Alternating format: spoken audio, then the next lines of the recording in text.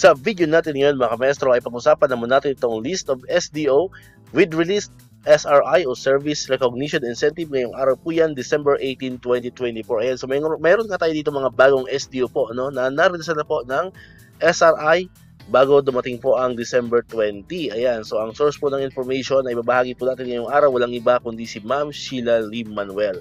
Ayan, unahin po natin tong SDO Lanao del Norte. Ayan, so congratulations po sa SDO Lanao del Norte. Ayan. Next po ay ang SDO Tarlac City. Ayan, so congrats po sa mga kamaestro natin dyan sa SDO Tarlac City. Ayan, meron na po kayong SRI. Next naman po ay ang SDO Ligao City. Ayan, so congratulations po sa mga kamaestro natin dyan from SDO Ligao City.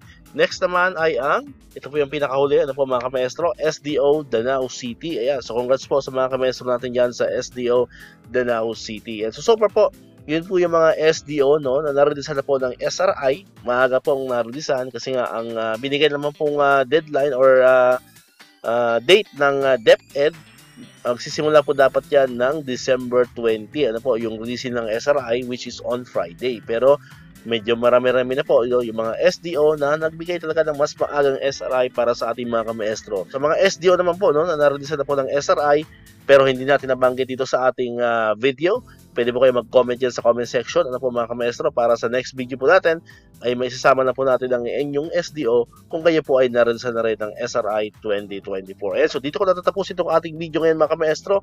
Kung di ka pa nakakapag-subscribe, click mo na ang subscribe button yan para ikaw yung unang nakakapanood ng mga videos na ina-upload natin. Katulad ito, yung mga updates pa rin about sa SRI and other benefits ng mga teachers and government employees. And syempre, click mo na rin ang notification bell button para ma-notify ka, always updated ka pag may mga bago tayong uploaded na videos. So muli, maraming salamat sa inyong panonood at pakikinig. Once again, El Maestro, see you on my next vlog. Bye-bye!